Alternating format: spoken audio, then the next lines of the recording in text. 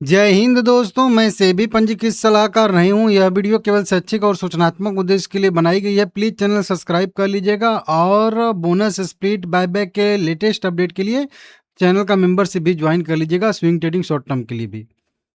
NSC की IPO की बहुत चर्चा है कि अब आ जाएगा, तब आ जाएगा, इस दिन आ जाएगा, उस दिन आ जाएगा। हालांकि सब कुछ मैं बताऊंगा। जस्ट अभी अभी मैं सेबी के ऑफिशियल वेबसाइट पे जो है यहाँ पे विजिट करके आ रहा हूँ।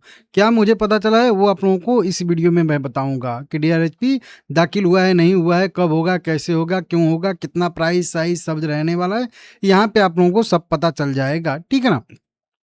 देखिए, खबरें मतलब सुबह से ही आ रही हैं। अभी 1 घंटे पहले की, यहाँ पे 21 घंटे पहले की, 25 मिनट पहले की, कि एक डेट दिया जा रहा है कि गुरुवार तक एनएससी द्वारा आईपीओ के कागज़ दाखिल करने के अटकलों के बीच ये आईएफसीआई जिसकी होल्डिंग है, जो अभी मैं बताऊँगा, उसके शेयर में तेज़ी देखने के लिए मिल रही है। सीएनबीसी टीवी 18 भी बता रहा है वहीं कि डीआरएचपी दाखिल करने की बहुत ज़्यादा संभावना है इसी हफ्ते में।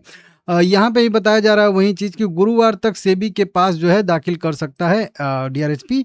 वहीं 5 लाख करोड़ रुपए का रहेगा कंपनी का वैल्यूएशन टोटल का टोटल, ठीक है ना।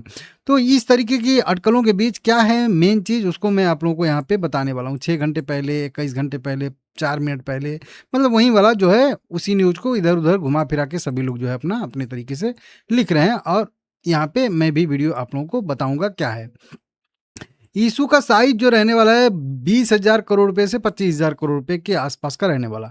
टोटल ऑफर फॉर सेल रहेगा, आप लोगों को बताया हूँ। 4 से लेके 4.5% या 5% तक होल्डिंग कंपनी बेच सकती है, जैसा सेलर का डिमांड मतलब रहेगा और जैसा कंपनी चाहे।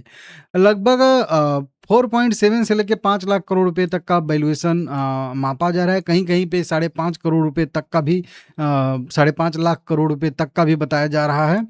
अब यहाँ पे प्राइस बैंड की बात करेंगे तो 1950 से लेके जो है 2050 रुपए तक का प्राइस बैंड यहाँ पे मतलब रह सकता है। सूची मतलब ग्रे मार्केट प्रीमियम में अभी ट्रेड कर रहा है। हालाँकि मूल्य अगर देखेंगे जो आरएचपी दाखिल होगा 3 महीने बाद, उसमें प्राइस 1500 से 1700 रुपए के आसपास रहेगा, तो लोगों के लिए ठीक रहेगा। नहीं तो जिसको 2000 में खरीदना है वो अनलिस्टेड मार्केट में ही खरीदेगा, आईपीओ में क्यों लगाएगा, ठीक है ना।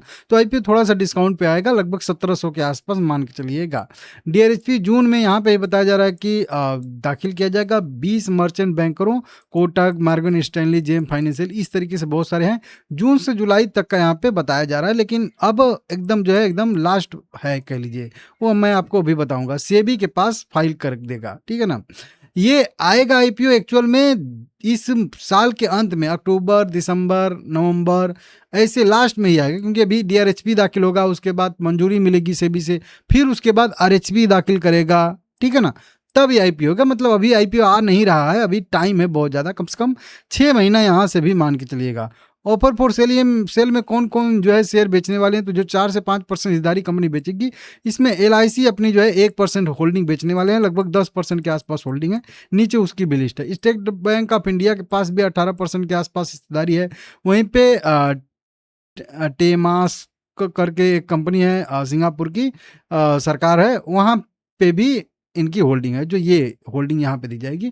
एलआईसी के पास 10 से 11%, stock holding corporation of India limited के पास 4.5% के आसपास होल्डिंग है, जो कि अभी मैं बताया था आईएफसीआई, इसी कंपनी में आईएफसीआई की होल्डिंग है।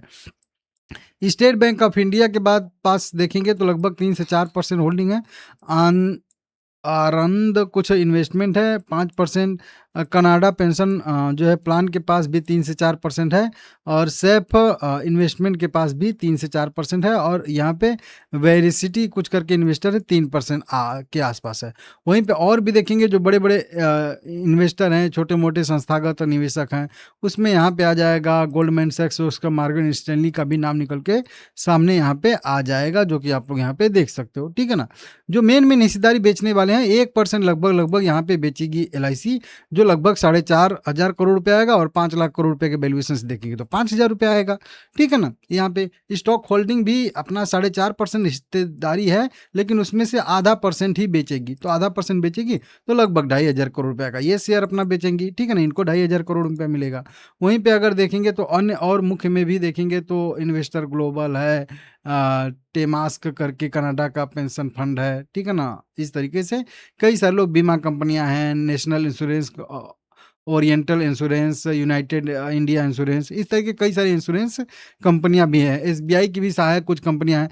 तो इस तरीके से कई सारे लोग मिलके जो है यह ऑफर फॉर सेल में पैसा जो है बेचेंगे, लगाएंगे, मतलब शेयर बेचेंगे, ठीक है ना।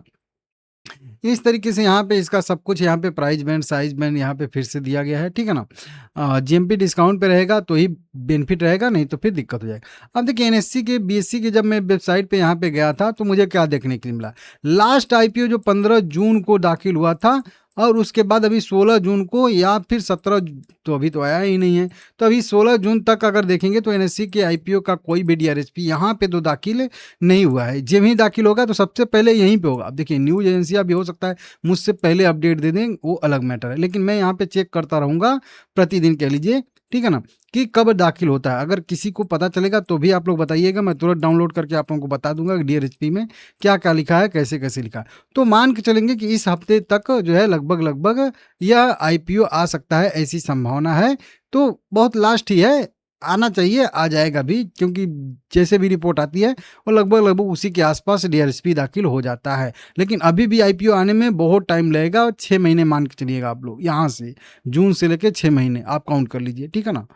तो देख लीजिएगा, बाकी ठीक है, और अन्य अपडेट आएगा बताऊंगा आप लोगों को। लाइक करके चैनल सब्सक्राइब जरूर करिएगा।